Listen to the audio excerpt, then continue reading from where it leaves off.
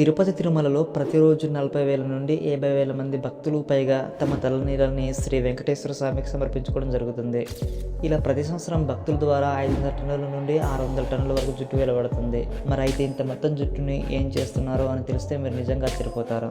తిరుమలలో భక్తులు సమర్పించిన తలనీలాలని టీటీడీ సేకరించి శుభ్రం చేసి ఆ జుట్టును ప్రపంచవ్యాప్తంగా ఉన్న కంపెనీలకు, ఫ్యాక్టరీలకు ఆక్షన్ వేయడం వల్ల చైనా, జపాన్, అమెరికా, యూరోప్ లాంటి దేశ కంపెనీలు కొనుక్కుంటాయి. మరి ఆ జుట్టును కొనుగోలు చేసి ఆ కంపెనీలు ఏం చేస్తాయో తెలుసా? ఆ కంపెనీలు కీమోథెరపీ వల్ల జుట్టు రాలిన వారికి ప్రత్యేకమైన విక్స్ తయారు చేస్తారు. అంతేకాదు కాస్మెటిక్స్ అండ్ బ్యూటీ ప్రొడక్ట్స్ తో పాటు జుట్టులో ఉండే ఎల్సిస్టిన్ అనే ప్రోటీన్ ని ఫుడ్ ఇండస్ట్రీలో పాటు ఫార్మ్ ఇండస్ట్రీలో కూడా ఉపయోగిస్తారు. అందువల్ల ఇంటర్నేషనల్ మార్కెట్ లో తిరుపతి జుట్టు బ్లాక్ గోల్డ్ అనే పేరుతో పిలువబడుతుంది.